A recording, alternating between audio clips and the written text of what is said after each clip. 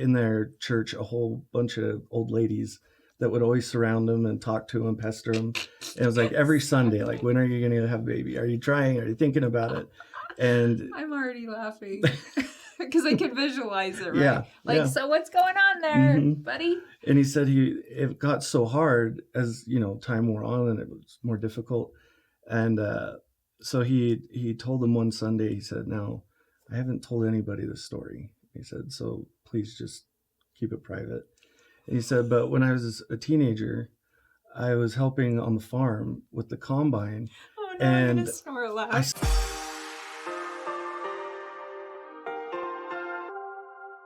Hello and welcome to The Middle. I'm Ganel-Lyn, your host. I'm so thrilled to introduce you to my friend, Jonathan Boldt.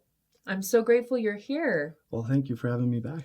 It's kind of a repeat, but not really for our viewers. If they watched me on my previous podcast, the Reconnect podcast, you'll know about Jonathan's story. But that being said, I feel like we get to have a different conversation, even though we have talked through this subject before in the past, because it's still the middle. It's still happening. Yeah. And we're going to talk about infertility today, but really from the male perspective. Jonathan is not trying to specifically get pregnant himself. We're not breaking any scientific laws here, but he's married to someone that is and has been. You've been married how long? March will be 16 years. And tell us about your lovely wife. Oh, I don't think we have enough time. I know. Just give us the short little what you love about her, what attracted you to her, where you met. Well, the first time I saw her, we had just moved into her family's neighborhood, and I saw her and I turned to my friend and I'm like, I think I could marry her. And so for me, it was love at first sight. I had to convince her a little bit. But once we started dating, we were engaged after 3 weeks. Wow. And so we were engaged for 7 months. So we still planned out our wedding, did all the fun stuff. But we knew right away. Yeah. Yeah. I feel like I knew right away. She took 3 weeks, but I can wait 3 weeks. So. You can wait 3 weeks. So for the last 16 years, you both have been investing, praying, and trying and wrestling with infertility and wanting to become parents, which is not an unusual struggle. I think we share that history a little bit in common. But I think what is beautiful about your story is that it's gone on for 16 years. And I think there's a different perspective that comes over time, you know? And I'm not trying to take away from anyone's pain that deals with infertility, because whether it's 6 months, 16 years, it's a desire and a want. Did you always want children? You knew you wanted to marry her. Yeah. Tell our viewers her name so we don't just call Jenny. her Sorry. Jenny. Yeah, Jenny. So you always wanted to marry Jenny, but did you always want to be a father? Yeah. That's kind of how the culture we grew up in was. You know, it's our faith culture. Yeah. It's kind of there's pressures that come with it as well, but I never felt pressured to be that way, but it was, such a focus on family. Yes. It gave me that desire very young. I remember being 12 or 13 and thinking about when I had kids and stuff. So. And Jenny always wanted to be a mom. When did you formally start deciding, hey, maybe it's time? Or were you guys like, let's get married, let's have kids? It was about 4 or 5 months after we were married, we thought, let's start thinking about it. And by 6 months, we were actively trying. After, I think doctors usually require you to be trying for a year before they start treating you. So once we got to the year point and still hadn't been successful, we found a doctor in Salt Lake who was actually the doctor that helped Jenny's parents get pregnant. What? And he was, I don't think he actually delivered her, but he was their doctor. Interesting. So were you already getting the family questions, the friend questions? Were people already kind of like, hey? Yeah, not too much. Not too much, because it was still, you hadn't been married very long. Yeah. So people. Yeah. Usually you get at least 6 month buffer before the pressure starts from everyone. So, right. Yeah. So we tried, and after we saw him, we kind of exhausted options that we had available. Because as 22-year-old kids, we didn't really have the savings to do IVF and spend tens of thousands of dollars. So, where were your mental focuses at the time? Were you feeling hopeful? Were you feeling discouraged yet? Were you feeling like, okay, it's just not time? What were maybe some of your feelings as the husband? Because I think that's what's so unique, is that you've been really public about your perspective on this versus a lot of times what we get out there content wise is the perspective of the women, which is not to take away from that. But what was your mental state during that time of trying? Man, it was so up and down.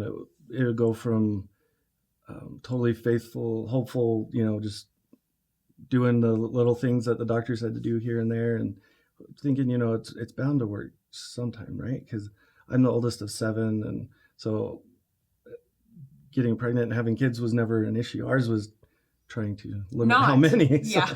And so, we don't want to be a new YouTube channel family of 5,000 children. Or maybe you do. I don't. But no, neither do I.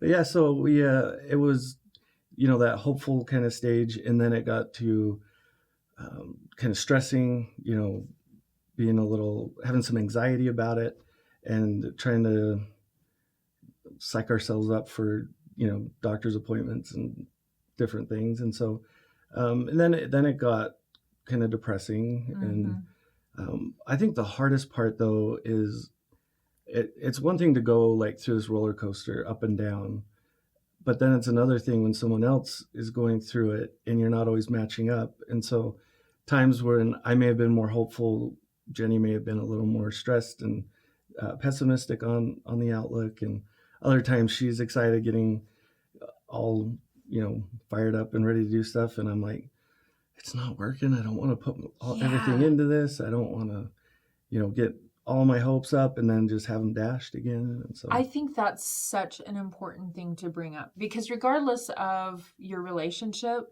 and what you're trying to achieve, whether it's having a family, looking for a job, whatever that is, I think it's so important to see that as partners, we respond differently. As men and women, we respond differently. So what did you find helpful during that time when you wouldn't match up? Were there arguments? Did you take all those feelings and like have a best friend to talk to about it? Or did Jenny have someone to go to? What did you do to navigate that? Well, we have family. She's pretty close with her mom, and so they would talk. But yeah, it was more of I don't want to say felt totally alone, but at times it really did. And even if you have people to talk to, it's hard to go through it feeling like there's no support system. Yes. But it's also hard when there's a support system and you just don't even want to talk to them. Yeah. You know, and I think that's exactly why we wanted to invite you on the old couch, because, I know from doing this show and others that these kinds of videos find their way into, the screens of people that are like, I am sick of having the conversation. People keep saying the awkward thing. They don't really understand how we're feeling. I'm the guy. I don't even know who I want to talk to because I'm not on the phone for hours talking to my mom or my dad about it, right? Right. And then they get to watch this conversation. So what would you say to someone, specifically a husband, that is sitting there watching their wife, who they love and adore, do this emotionally, and all the appointments and all the tests and all the shots? And as a man, I think, generally speaking, don't give me hate on this, want to fix things for the people that they love. My husband after 30 years is like, wait, can I fix it? Please let me fix it. Isn't there a way to fix this? So what did you do, and what advice would you give when you're watching this happen and you can't fix it? As you're asking the question, I was actually thinking, don't have the expectation of fixing it, because once I kind of gave up that idea of I can control this, I can fix it, I can take care of things, as soon as I changed from that to just being there and trying to be present, then it changed.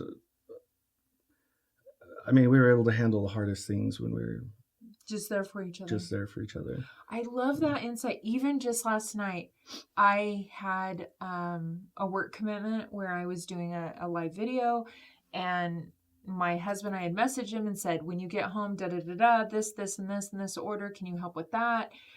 And at one point I took a break and came in, and I could see emotion on his face. And I said, are you stressed? And he's like, well, yeah, because this, and what are you going to eat? And we've got this to do and this. And I said, sweetie, it's fine.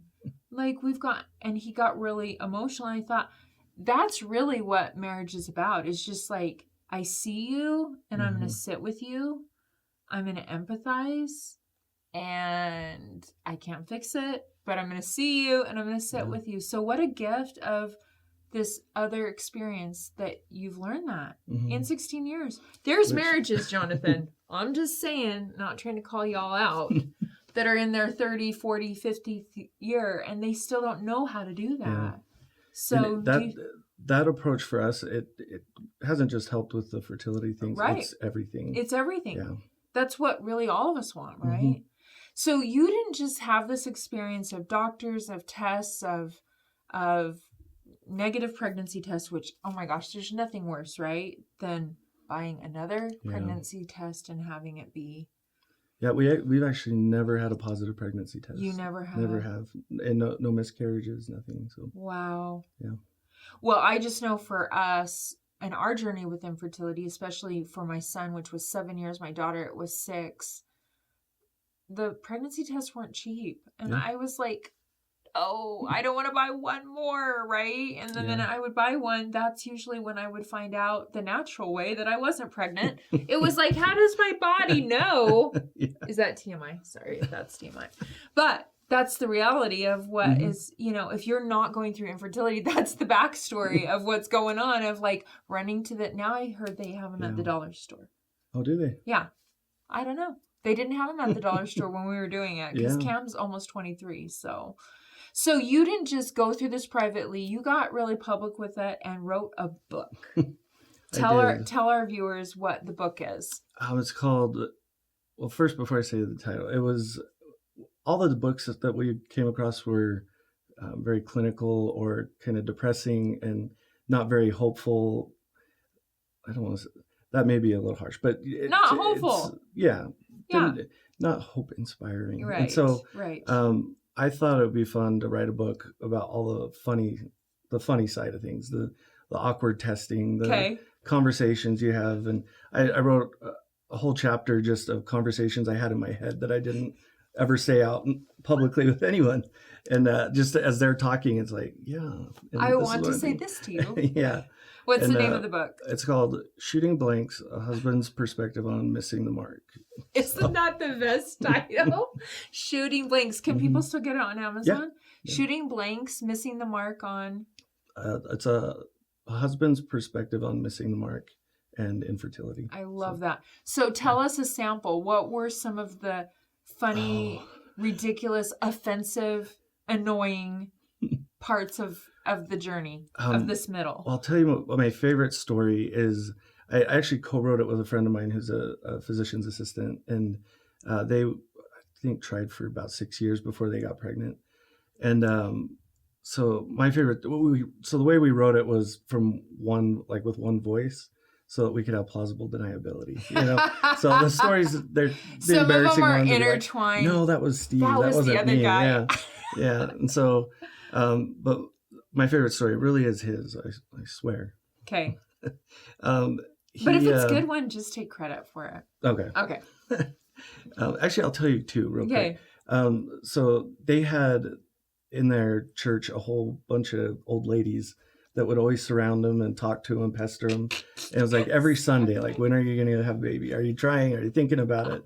And I'm already laughing because I can visualize it, right? So what's going on there, buddy? And he said it got so hard as, time wore on and it was more difficult. And so he told them one Sunday, he said, "Now, I haven't told anybody this story." He said, "So please just keep it private." And he said, "But when I was a teenager, I was helping on the farm with the combine, Oh no, I'm gonna and snort I laugh. saw a bunny rabbit out in the field, and I didn't want to run over it. So I tried to jump out and get the bunny rabbit, and the combine just snipped some things off. He said, "So we can't have kids." And he said they turned bright red and just didn't say a word and never bothered him again Oh my about gosh. it. That Isn't that is funny? Mm-hmm. hilarious. You've got to laugh Oh through yeah. the hard stuff, Mm-hmm. right? Yeah. Okay, tell us one more. This is also his story, but Okay. when he was in school to become PA, he and his wife were doing some of the testing to figure out what's going on, and so he was in school and working at a clinic, so didn't have a lot of time, and Time to do the business or time to do the everything? time really for anything, to Okay. run to doctor's appointments, Yeah, to all the things. anything, yeah. Yeah.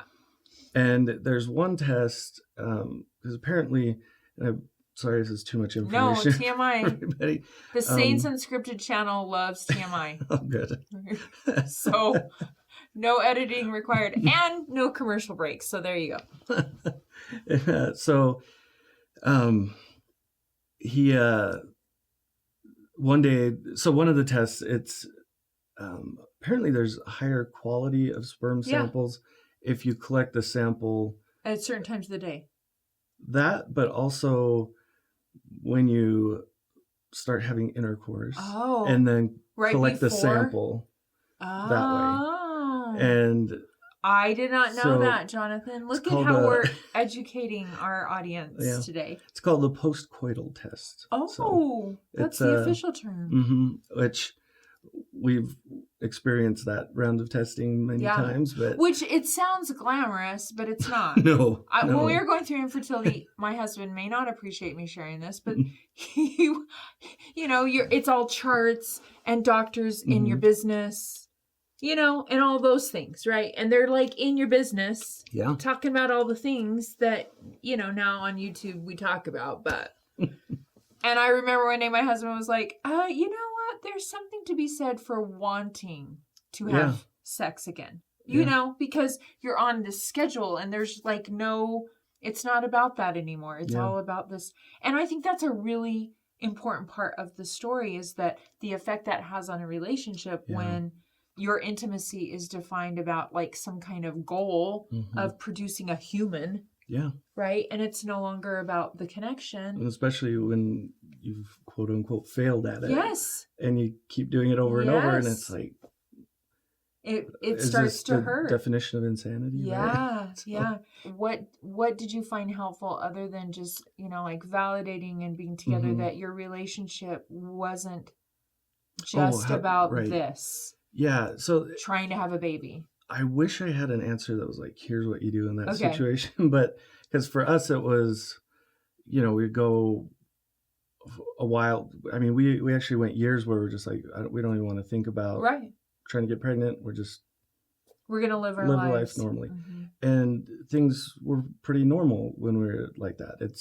But then when you start trying again, it's, the same feelings come back. And I think as long as you both have that understanding of there's more to the intimacy than just the physical act. Yeah. And your relationship as well. Like, I think from afar, I would say you both have really worked on your life is full, and your identity as a couple isn't just around infertility, right? Or because you're amazing uncle and aunt.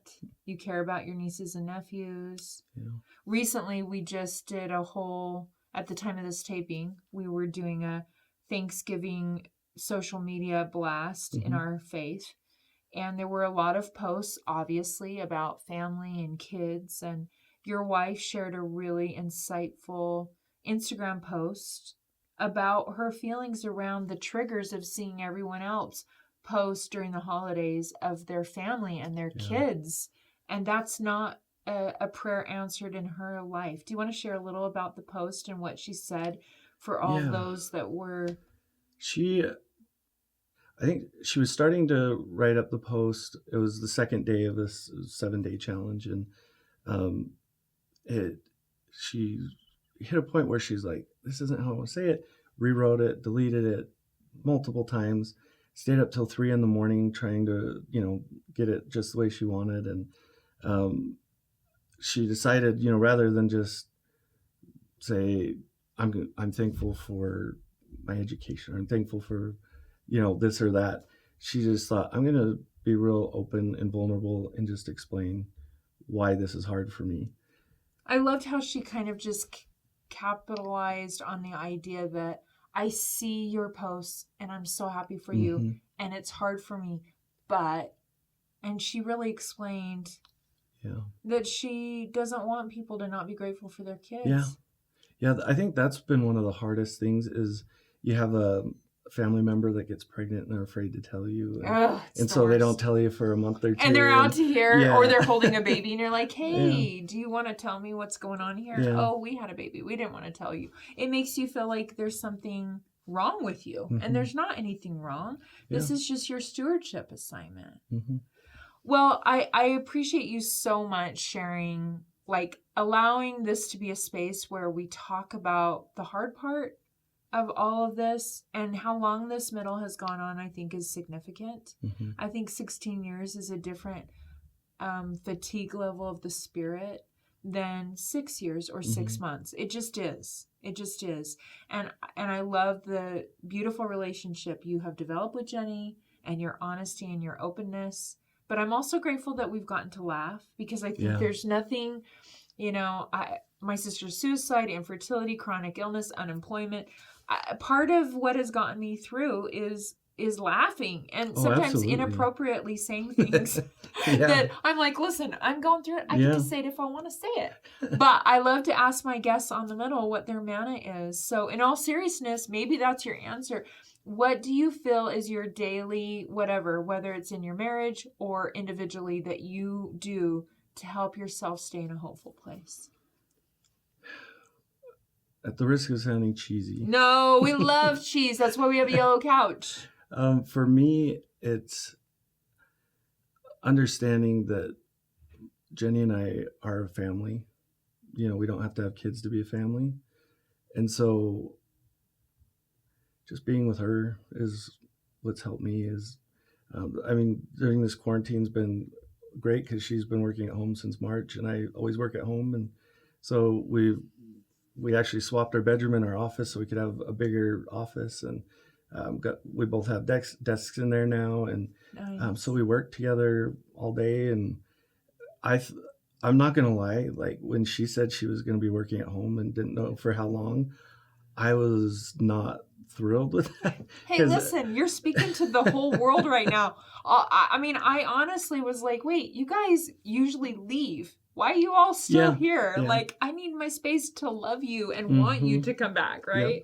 Yep. And we're a little bit different because she is more of the social, outgoing, and I can be, but day to day, I really do need like time to myself, just to think and process and just not have pressure of anything. Right. And so consequently, I started going for drives in the morning for like half an hour, 45 minutes. So your manna is being with Jenny and leaving Jenny. Is this what I hear you saying? Pretty much. Oh, good. Yeah, I think there's nothing that's not nuanced with us. So. I love it. I love the balance of that, because I'm a very outgoing person, but I'm definitely an introvert. Yeah. So, my life's very public. So when I'm home, I very much value the alone time, and quarantine changed all of that. Yeah. I had no space. So. So laughter though is, helped you. We both will make inappropriate jokes to each other behind people's backs as they're saying something. We'll slide a joke in there and things like that. And the people that are like, oh, we weren't planning and we're pregnant again. Yeah. And you're like, good job on that. Yep. And then I think having, that good support system, good friends that will also laugh with you and not feel awkward and are okay to talk to you about things. And just finish that one story about Steve. So he was working at his clinic, and they had to do a postcoital test. The doctor said, I can't remember, it was something with her body temperature. It's like when you hit this certain spot, that's when you're ovulating and you've got to do this test. So she called him up and said, you got to come home. We got to do this test right away. and he was like an hour or so from her. And so they're like, well, let's just meet in the middle, and we'll try to do this test. Not on the middle couch. No. In their Geo Metro in a parking lot, a Maverick parking lot. Yeah, and is that how they got pregnant? They met at a Maverick in the Geo Metro. Those are the tiniest cars ever. Yeah. Is that how that would make a great story. Yeah. Even greater. But no. Okay. No. And so he's actually a little bit bigger guy than I am, and so trying to maneuver in a Geo Metro didn't work. They couldn't even do the test, and so he goes into Maverick. He's like, I feel bad doing this in their parking lot and then not even buying anything from them. So he went in and got some chocolate milk and was like, right, it's not great. And he's there paying for it, and he looks over and his wife's standing at the entrance to the restroom and just goes. So they went into the bathroom at a Maverick. And that's where they finished the test. Yes. And let's say it was not without incident that there was blood involved. Oh, no. Steve did fully recover. But oh, no. It was a malformed piece of plastic on the cup that he was trying to collect. Oh, no. Yeah. That's really But now TMI. they're parents now. Yes. It all turned out fine in the end. Turns out from that test, they figured out he had super sperm. And so really high counts, really active. Everything's great. It's the chocolate milk at that Maverick. Yeah. Maybe that's the secret. Yeah. But so they tried adopting a couple times that fell through. One time they actually had the kid and they were at a hotel in Arizona. And it was like a 3-day waiting period. Which is another part of the story, the adoption story. Yeah. Right? And so the birth mom came back the night before they were going to leave.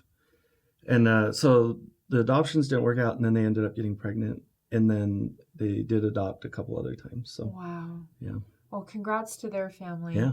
And thank you for being willing. I hope our viewers get a sense of the faith and the good heart that you have to be able to jump from this is still a want that hasn't happened. It's been a heartache. It's been a frustration. And I'm going to laugh about it. And I'm going to celebrate other people for their children and their experience. And it's different than mine. I think that says so much about who you are and your ability to be resilient and to navigate the parts of life that, ideally we would change if we could change.